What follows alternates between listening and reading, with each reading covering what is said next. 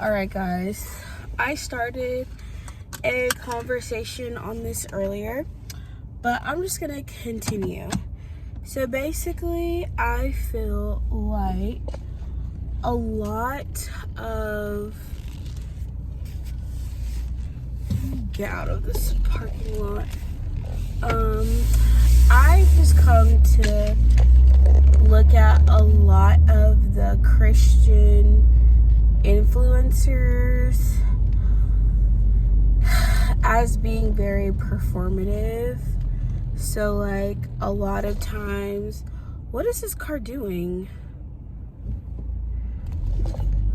Okay, we're gonna let that go. I'm like, why are you waving at? Okay, it's whatever. Anyways, I feel like there's just a lot of Christian influencers whose Christianity is very performative. So, meaning that they use their Christian values as an aesthetic. Oh my gosh. They put a light over here and it just, I don't know, something about this turn just didn't seem like how it normally is. Whatever, I'm just getting distracted. But anyways, I just find a lot of like the Christian influencers, some of them to be very performative, and it's more like they just want to appear to be this good moral Christian person, but behind closed doors, that's not who they truly are, or they're not actually practicing what they're preaching. And I feel like it's very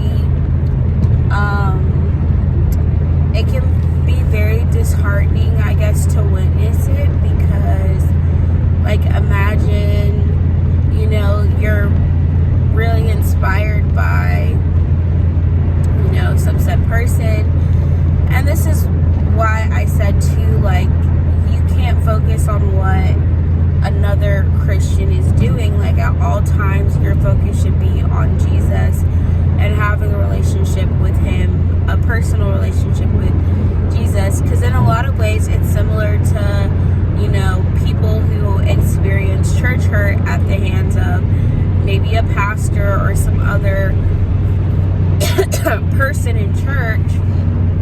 And to that person, if their introduction to Jesus or to God was through that person, and they begin to put that person on the pedestal as being this leader and example of Christ, and then that person fails to meet them because their actions or their words or something they did ends up hurting that person, and then that person leaves the faith because this person that they saw as being this example of Christ failed to meet those expectations or hurt them, harmed them in some way, and now they have this mistrust of church as a whole. But the actual problem is that they put that person on a pedestal and they were idolizing that person as being like the pinnacle example of Christianity, instead of the focus actually being on Jesus and also having a personal relationship with Jesus. Because as I mentioned before, people in church are not perfect. They are flawed. They are still sinners. They still are going to be human, as far as just every person in church is not someone that, like, every people going to church are because they need Jesus. They need forgiveness. They failed to meet, the standards of the Bible that God requires, as we all do. So you can't look at other people in church as being, the perfect example, because that's what Jesus is. You don't have to look anywhere else but Jesus. So when you focus on Jesus, you're not distracted by any of the, like, it shouldn't matter that someone in church is, not living their life a certain way, because that's not the example that you're looking at. But anyways, the topic I was getting at was just like a lot of Christian influencers are very performative, and they try to, and I feel like that's the same with like people in church where they're very overly religious and they put on this facade of being, these good, upstanding Christians, and then it comes out, they're involved in some scandal, or this pastor was cheating on his wife, and this pastor did this and that. It's just like, the people who if you put yourself on a pedestal of as being like this perfect Christian and has nothing but Christian values, and then you fail to meet those standards yourself, those people are typically judged harsher by the world for, their flaws. Whereas I feel like that's one thing I feel like about like the world in general. The world is very quick to judge, condemn, criticize, cancel people for their mistakes. And I feel like that's the exact opposite of what Christians are called to do. We have to forgive. I mean, you're supposed to judge righteously, right?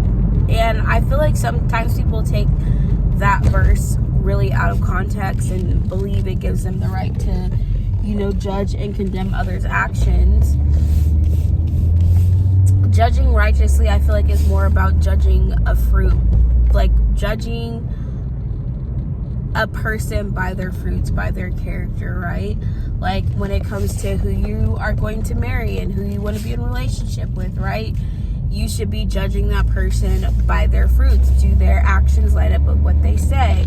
Does this person actually hold themselves to the standards that they say? Like, judging people according to their character is important in a lot of ways, but I feel like sometimes people mischaracterize that. Like, you don't actually have the right, like, God at the end of the day is the final judge of each person's heart and their character, and ultimately at the end of the day, I believe everyone will stand before God for their actions, for their choices, and have to answer to God for their decisions in this life, whether they believe in Him or not. But anyways, knowing that, everyone is going to be held accountable for their decisions by God, it is not up to me as a Christian to condemn someone or feel them less than. It's more so my job to point people to Christ, right? And you're not pointing people to Christ necessarily by just condemning them.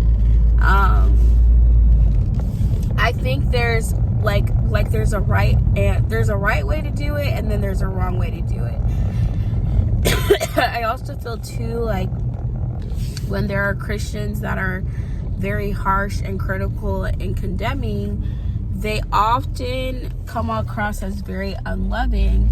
And what sometimes that excuse they'll use is, oh, well, I'm just telling them the truth and they need to know, and yada, yada, yada. And it's like, you can tell people the truth and not be harsh and criticizing. Like, telling people the truth with love, there's like the condition of telling someone the truth is you're supposed to tell the people the truth in love, in a loving way. That is not necessarily going to, like, that person should know at least that there is a concern behind it. That all being said, I think, like I said, there's no such thing as a perfect Christian. So knowing that, there's going to be a lot of Christians that don't meet, ow. I don't even know what I just hit my hand on. Anyways, a lot of Christians fail to meet the standards of the Bible and are imperfect people. They need Christ. They need forgiveness, yada, yada, yada. And I feel like it's important to remember that before you start just judging, everybody in church, because, again, but I also think there's a lot of people who are leaders that are,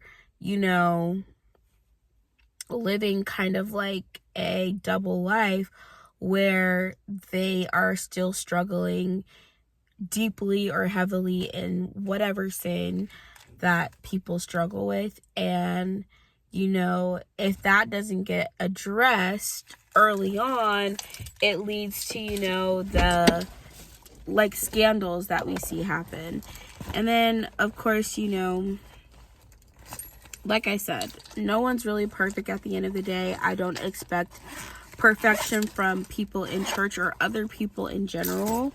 So it's just like, I don't feel this need to be like super harsh or critical of people when they fail to meet standards. It's just like, pray for people, love people, and lead people. Like, don't be someone who's just harshly critical of people at all times. Show people love, show people grace. Giving people grace is something that I feel like, I've said this many times, I feel like grace is a gift that God's given us, and we should give grace to others when, they're struggling or have,